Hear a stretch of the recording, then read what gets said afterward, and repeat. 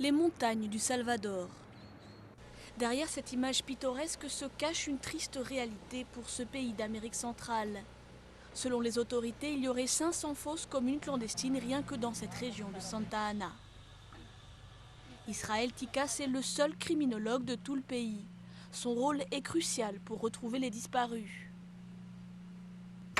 Il a découvert des centaines de corps sur des sites comme celui-ci. La plupart des victimes avaient moins de 18 ans.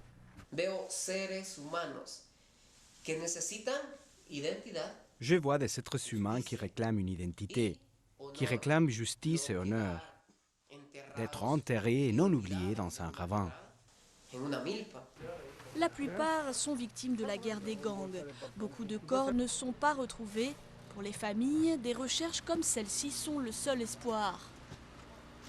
Le petit-fils de 17 ans de Teresa Cavallo s'est rendu à une fête un soir il y a 1 an. Il n'est jamais revenu. Je vais de site en site en demandant à Dieu qu'il soit vivant, en espérant que ça ne sera pas lui que je retrouverai enterré. Mais je vais à toutes les exhumations comme celle-ci. Selon les estimations, 25 000 personnes sont membres de gangs au Salvador, un pays de 6 millions d'habitants.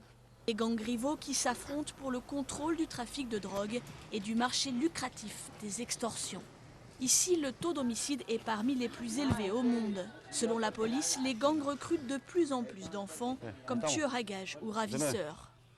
Ils utilisent les enfants pour des raisons facilité sociale, c'est moins intimidant, et pour des raisons légales.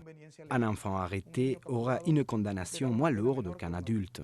Dans ce centre de détention pour adolescents en banlieue de la capitale, les pensionnaires racontent les mêmes histoires. Ils ont été forcés à tuer pour ne pas être tués eux-mêmes.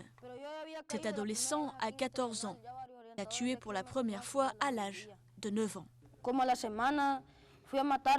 Au bout d'une semaine, je suis allée tuer pour eux. Ils m'ont obligée à tuer et donc j'ai tué. Si je ne tuais pas, ils allaient me battre. Et pour éviter qu'ils me frappent, je devais le faire. Les meurtriers sont de plus en plus jeunes, les victimes aussi. Toute une génération d'enfants impliqués dans la guerre des gangs.